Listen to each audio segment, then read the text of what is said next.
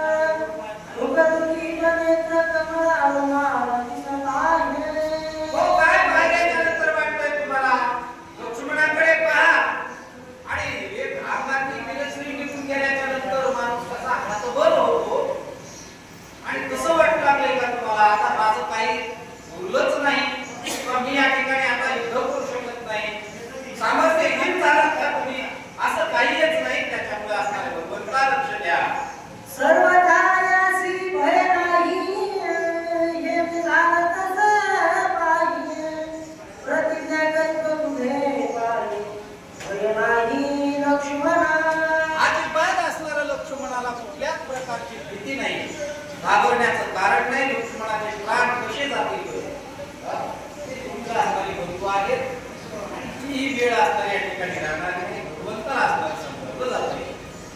मी लाडत से वैदक सोमित्रा भयाई देखा प्रतिज्ञा सुतंत्र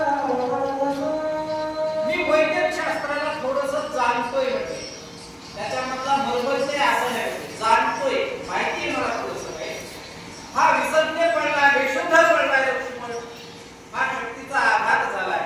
त्याला काही औषधी त्या औषधीने हा पूर्वरच होऊ शकतो अशा प्रकारे भगवंताला बोललोय.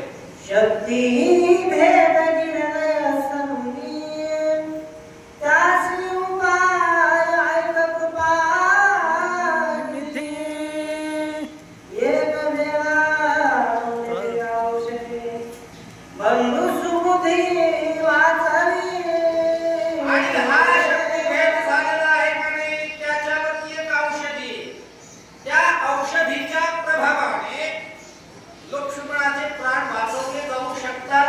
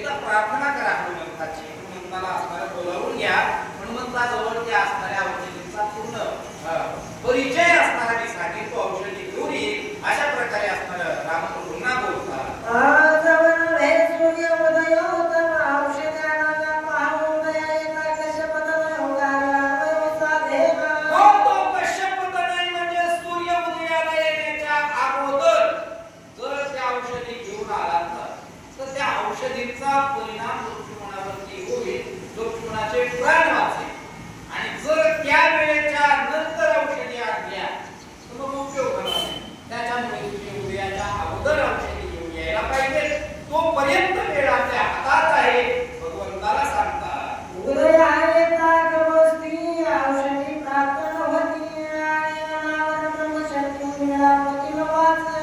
आणि जरी का आता आपण संध्याकाळची वेळ आहे, काही काम आहेत ना, आता रात्र झाली, आपण पाहून देशाला असं तर त्या असणाऱ्या दिव्य औषधी त्या अंधाऱ्या रात्रीत दिसतात. त्या प्रकाश सूर्यप्रकाशात जर शोधण्याचा प्रयत्न केला तर सापडणार नाही. त्या गुप्त होतात. सूर्य उदयाबरोबर त्या गुप्त होतात. आणि मग इथं प्राण वाचवायचा असेल तर ती वेळ देखील सूर्य उदयाच्या अगोदरची आहे. त्यामुळे असणारी वेळ साधायला पाहिजे असं भगवंताला सांगतात. साधावया कार्यासी सामर्थ्ये कामतासी इतराची गती कार्यस्ते लक्ष्मणासी वाचवावया. अहो दुसऱ्याकडे सामर्थ्यच नाही. लक्ष्मणाचे प्राण कोण वाचवू शकतो? एक हनुमंतराय आहे. हनुमंतरायच लक्ष्मणाचे प्राण वाचवू शकतात. हे सामर्थ्य दुसऱ्याकडे नाही, म्हणून हनुमंतरायाची प्रार्थना करायला पाहिजे. इतके सांगून श्रीरामासी सगळेची सांगे हनुमंतासी आधी सौमित्र वाचवावयासी ऋषी हो हनुमंता, तुम्ही लक्ष्मणाचे प्राण वाचवणारे, प्राणदाता होणारे, हे सामर्थ्य तुमच्याकडे. रामप्रभूंना सांगितली माहिती. हनुमंताला काय कुठं बोलवणार आहे? रामप्रभूंच्या नित्य सानिध्यात होते ते. आणि हनुमंताला लगेच सांगितले, या औषधी घेऊन येण्याचं काम तुम्हाला करायचं आहे आणि तुम्ही लक्ष्मणाचे प्राण वाचवू शकता. जवळी बोलावणी वायुनंदन हो उदासाने सुषमा लक्ष्मण पडला सोने रासी जीवनाड पादा. हनुमंतरायाला जवळ बोलावलेलं आहे. विसंज्ञ पडलेला लक्ष्मण सूर्य उदयाच्या अगोदर जर त्या दिव्य औषधी आणल्या तर वाचणार आहे. बरं लक्ष्मण नाही वाचला तर जमणार नाही का? अहो लक्ष्मण जर नाही वाचला तर भगवंत एक क्षणभरही थांबणार नाही. एवढा असणारा प्रेम भावावरती आहे रामप्रभूंचं. आणि भगवंत जर निघून गेले धामाला तर कोण वाचल बरं? एक बस आहे, त्या बसमध्ये 50 प्रवासी प्रवास करतात. 50 प्रवासी सगळे झोपले तरी बस चालते का? ड्रायव्हर झोपल्यास कोणीच डोळं उघडणार नाही. तसं या असणाऱ्या सृष्टीचे चालक असणारे प्रभू आहेत. ते जेव्हा असणारे निघून जाते तेव्हा कोणी वाचणार नाही. म्हणून हनुमंता एवढा संहार होणार आहे याचं असणार त्या ठिकाणी तुम्ही रक्षण करू शकता, प्राणांचं रक्षण करू शकता. म्हणून हनुमंतरायाला सूचना केली जाते. वाचविल्या लक्ष्मणा रामासी सुख समाधान. हो सुख सुख संपन्न लक्ष्मणाचे प्राण वाचल्यामुळे भगवंताला सुख समाधान आहे. अंगदाला सुख समाधान आहे. सगळ्या वानरांना सुख समाधान आहे. का समाधान आहे? अरे भावाचा असणारा प्राण वाचला म्हणून रामप्रभूंना समाधान होणं ठीक आहे. आणि जेवढ्या काही प्रतिज्ञा केलेल्या आहेत त्या सगळ्या असणाऱ्या भावाचे जीवन भगवंत आहे. बरं त्या असणाऱ्या असू द्या लक्ष्मणाच्या नंतर रामप्रभू त्या प्रतिज्ञा पूर्ण करते. पण हे नेमकं कुठं आणलंय सोबत रामप्रभूंना? मग लक्ष्मणाच्या आईला काय उत्तर द्यायचं? काय उत्तर द्यायचं? हा लज्जेने असणारे भगवंत त्या ठिकाणी लाजत होते. या बाकीच्या वानरांना का समाधान आहे? लक्ष्मण वाचला तरच युद्ध जिंकलं.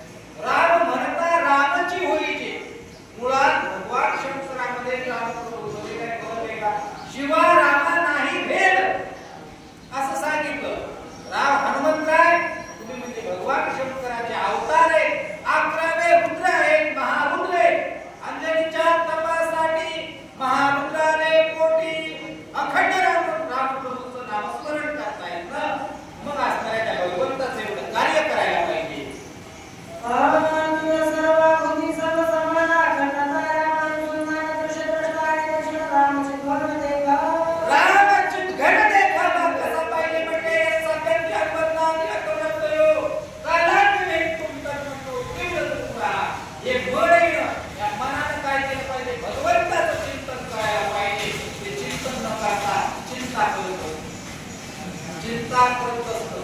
रमन्ते योगिनो यस्मिन् चिदात्मनि प्रक्रिया अविधीयते इति रामपद उच्यते. हे रामपद आहे. तुमच्या मनाने त्या रामपदाचं चिंतन करायला पाहिजे. तुम्ही चिंता करत असता त्या मनाला असणाऱ्या त्या दुर्गुणाचे काही लोटता ते करायला नाही पाहिजे. हनुमंतराय तुम्ही विद्वान आहात, वीर गंभीर आहात, तुम्ही रामप्रभूंचं नित्य नामस्मरण करता, तुम्हीच हे कार्य करू शकता. सुग्रीवांगद जांबवंत हरल्यान वानर समस्त प्रेमाने रामभक्त श्रीराम सेवित सर्व. तुझ्यामुळे आज सणात आहे रामप्रभूंचं सेवन आम्हाला घडतं का घडतं हनुमंता तुझ्यामुळे. कोणीतरी भजन म्हणतंय ना, वंदना मंदिरावर भजन काकडा बोलत माणसं म्हणतात मंदिरावर तो अख्खं गाव आहे. तो भजन पुण्य कमवत असतात, पुण्य करत असतात, पण ते पुण्य वाटत असतात अख्ख्या गावात वाटतात नाही. काकड्याचा कानावर एक शब्द पडला, वाईट झालं का चांगलं झालं, चांगलं झालं की मग लागली दोघांना. ती भक्ती आम्हाला तुम्ही शिकवली. काय भक्तीच्या त्या वाटा मज दावाव्या त्या वाटेला आम्हाला तुम्ही लावलेले. आणि मग भगवान स्वतः म्हणले एक धरी एकच लीला तरले जे सर्व भावे मज भजले तया आईच थळीये सरले माया. मग आम्हाला असणारे मोक्ष मार्गाला लावणारे, भजन मार्गाला लावणारे, भक्ती मार्गाला लावणारे हनुमंता तुम्ही उपकारी आहे. मला समजलं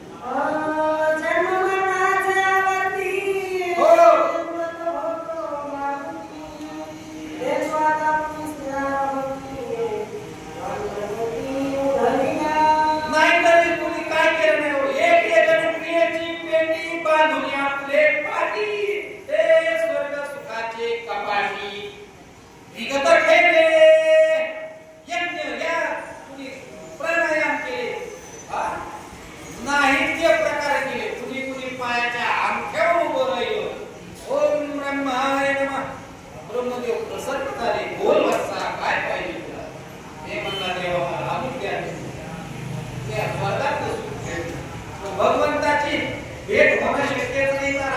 हजारो वर्षापर्यंत ब्रह्मदेव कमळाच्या देठातून घुसले होते भगवंताचं धाम बघायला, भेटलं नाही ते भक्तांना भेटतं. मग असे असणारे हनुमंता तुम्ही आम्हाला त्या भगवंताची प्राप्ती करून दिली. ती सगळ्यात अवघड गोष्ट आहे जगात. तुका म्हणे मिळे जीवीची साठी, जे लई जिवाळ्यात येत नाही तशा लोकांना ते भेटतं. धाम परमब्रह्म नत भासय तो सूर्य, जिथं सूर्याचा प्रकाशही पोहोचू शकत नाही असं माझं ठिकाण आहे का नाही. त्या ठिकाणाची प्राप्ती करण्याकरता झाली म्हणजे तुम्ही ज्या चक्रात गुंतून पडलेत का नाही, पुनरपी जननम पुनरपी मरणम, हे चक्र भेदून जो बाहेर पडला तो त्या धामाला पोहोचला. हनुमंता ते आमचे असणारे जन्ममृत्यूचे लोढे वाचवले का नाही, ते तुम्ही वाचवले. एवढा उपकार तुम्ही आमच्यावरती केला आहे.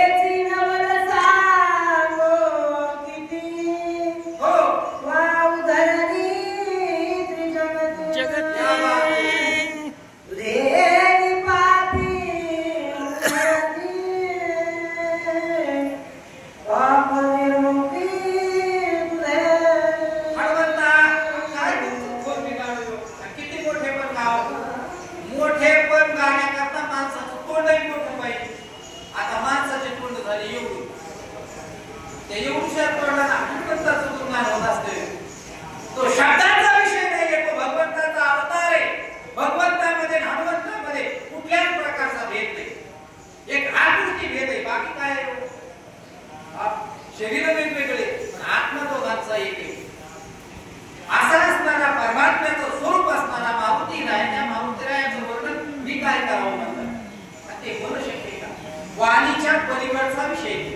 भगवंताला हात जोडून नमस्कार करायला तुम्ही कुठला श्लोक म्हणल्यास देव प्रसन्न होत असतो, देवाला आनंद वाटतो. कुठला श्लोक करायचा, कोणची स्तुती करायची. प्रल्हादाला सुचतच नव्हतं. प्रल्हादाला सुचत नव्हतं तेव्हा भगवंताने आपल्या हातातला शब्द लावला गाण्याला आणि मग प्रल्हाद बोलला होता. त्याच्या अगोदर भगवंताने स्तुती केली नव्हती. कीर्ती स्तुती म्हणून तर देवाला शब्द लावला. काय कीर्ती स्तुती. मौनम सर्वार्थ साधनम. भगवंताला मौन करून जी तुम्ही स्तुती करताय का नाही ती सर्वात प्रिय. देवाला कशाची तुलना देवासोबत केली म्हणजे बरोबर येईल. सगळ्या असणाऱ्या नश्वर जगातल्या गोष्टीची तुलना आपण देवाशी करतोय. देव म्हणजे कसा आहे, ब्रह्मासारखा आहे. देव म्हणजे गायीसारखा कृपाळू आहे, माईसारखा अमुक आहे, तमुक आहे. नश्वर जगातल्या गोष्टी. देव कसा आहे, अलक्षण शांतीत परमात्मा आहे. तो चैतन्य घर आहे, फक्त दिव्य अशा प्रकारचा प्रकाश स्वरूप आहे. दिव्य ते प्रकाश ते किती देव असं वर्णन केलं नाही. त्या करतात रंग नाही, वर्ण नाही, नाही वर्ण छाया, निराकार निर्गुण एकत्व देव आहे. असा तो अलक्षण शांतीत परमात्मा जो आहे त्याचं नाव वेदांतामध्ये वस्तू म्हणून निर्देश केला. या असणाऱ्या वस्तूचं त्या निर्देश केलेल्या गोष्टीचं वर्णन हे मौनाने करायचं. आमच्या वाणीचा विषय नाही मारुती, तुम्ही एवढे महान आहे.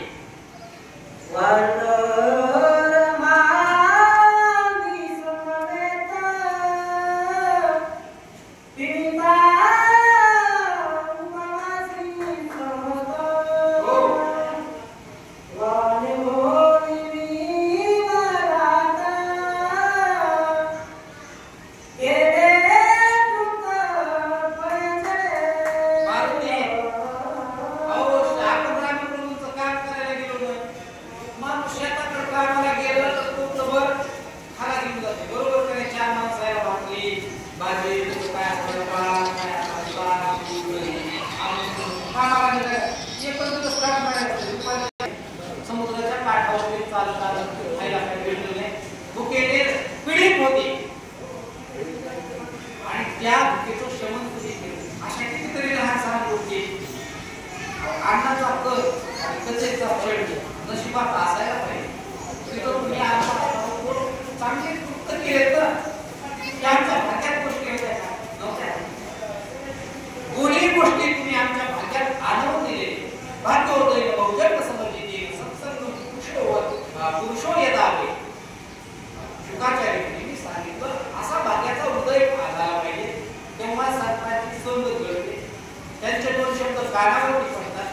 मग ते तुम्हाला लौकिकाने उपाशी होऊ देत नाही आणि आध्यात्मिक दृष्ट्या उपाशी होऊ देत नाही.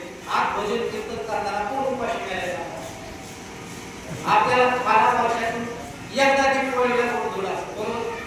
हे जे भजन कीर्तन करणारे मायच्या गाण्यानुसार उपाशी मारायचे लौकिकाने उपाशी मारत नाही आणि आध्यात्मिक दृष्ट्या त्यांची भूक आहे त्या भुकेचंही शमन भक्त लोक करत असतात. हनुमंता एवढे असणारे कृपा करणारे तुम्ही आहात बरं का.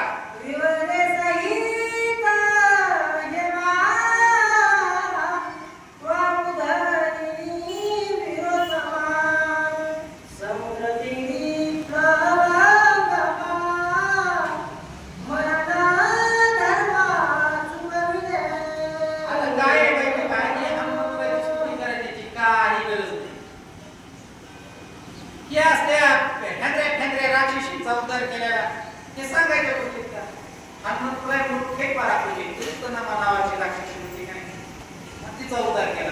एवढे तुम्ही हुशार आहे, एवढे तुम्ही एवढे विवेकाने ज्याची बुद्धी गच्च भरलेली आहे की ठसून भरलेली आहे ज्याची बुद्धी विवेकाने भरलेली त्याच्या जीव जवळ उभायला असते. नाही तर कुणाकडे जीवायला घेत नाही. उगाच लोक म्हणतात त्याच्याजवळ विवेक आहे का. जे वैराग्याची शिवण देखती जे विवेकाची भाषा नेनती ते केवी मूर्ख पावती मज ईश्वराचे. भगवंताची प्राप्ती करण्याकरता अगोदर काय पाहिजे विवेक पाहिजे. त्यानं शिवण बघितली नाही त्याची कसली असते ते आणि त्याच्याकडे मातेच्या खुशीत जेव्हा कोणी एकदा सूर्याला गेलो तेव्हापासून ते तुम्हाला येते. आणि कसं असते माहिती आहे का ज्याला रट्टा बसलाय का नाही ते जरा चुकूनच राहते. हात माहिती आहे याचा हात कसा आहे आणि ते जरा चुकून राहते. सूर्याला माहिती समजावा ते बारक पिल्लू होतं. आता तर आदट्ट झालंय ते तर उगवणारच नाही म्हटले ते जाऊ द्या म्हटले. आता हे समुद्राची गोष्ट घ्या ना. हे शतयोजनाचा समुद्र कसा उल्लंघन केला म्हटलंय. गायीचं खूर असतं चिखलात असं फसलं आणि निघालं पुराचा खड्डा पडतो त्याच्यात पावसाचं पाणी पडतं. आता ते वलांडून आपल्याला पलीकडे जायचे पुरातला ते पाण्याचा खड्डा वलांडून काय काय काय असतं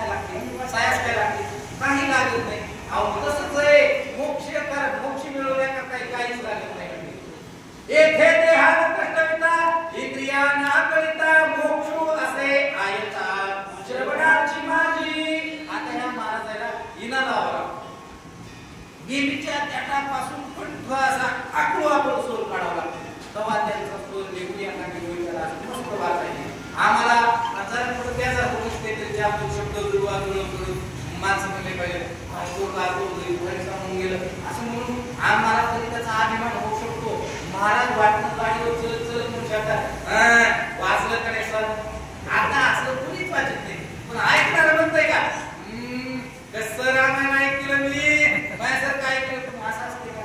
वाचणाऱ्याला अभिमान होईल, सांगणाऱ्याला होईल, ऐकणाऱ्याला होतो का. त्याला कायचा अभिमान आहे. आईचा मोक्ष आहे. काहीचा अभिमान आहे त्याला. आम्हाला म्हणतात त्या गाईचा खूर तुम्ही असा सहज ओलांडला का नाही ते पराक्रम आहे तुमचा. तसे तुम्ही पराक्रमी होऊ शकता. फक्त अभिमान नसला पाहिजे. ए छाया राक्षसी ते सगळाची गिरदास काळ जपून वेगळी दुष्ट राक्षसी मारी. खरं सांगू का हनुमंतरायाच्या पुढे राक्षस आले का हनुमंतरायाला भीती वाटली. एवढे बनकरण किंकरण राक्षस महाराज सोपी गोष्ट नाही. संध्याकाळचा टाइम होता, रात्र होती, दिवसा मारले ते काही नाही. सीता माता म्हणल्या हनुमंता पडलेलं पळ काय. मग अशोक पण वाटिका विध्वंस केला संध्याकाळीच केला. हे राक्षस संध्याकाळी हनुमंताला मारा येऊ लागले. राक्षस कसले असते त्याचे नाकाशी इतका डोंगर एवढा त्याच्या जाता असतात. दाताची फांसाळी, रक्त लागलेलं तोंडाला, हातातली अशी तलवारी विद्रुप विद्रुप असते. एक राक्षस बघितलं तर माणसाला 6 महिने सुद्धा काढायचा नाही. असे 80,000 बनकरण किंकरण रावणाच्या राजसभेत ते राक्षस येऊ लागले. नुसते भ्यासो भ्यासो वादनाचे गदळ गदळ आमुळे इकडे होते. आस्ते आल्यास हनुमंतरायाने उत्सव घ्यावा. हनुमंतराय हसू लागले. आले आले आले आता मागवली. रामकार्यामध्ये तत्पर असणारा धीर गंभीर पुरुषार्थ हनुमंता तुम्ही आहात. सुरसा कानवांची माता नमारुळी गेलासी मरता पाय देऊन परत माता तुम्ही तत्वाचा उधरला. ती गिळा आलेली ती छाया नावाची राक्षस तिचा उद्धार केला. ही आता सुरसा अशा फक्त राक्षसांना मारला हनुमंतराय. आणि ते काय असे कष्ट घेतले का मारण्याकरता. कुस्तीमध्ये पाडायचं म्हटलं का किती कष्ट घ्यावे लागतात. की आलेले कुठे नुसते काय चिरट वगैरे का नाही असं हनुमंतरायाला वाटू लागलं आणि सहज त्या मारू लागले राक्षसाला. आधी दुसरा समुद्र तीरांचा पराक्रम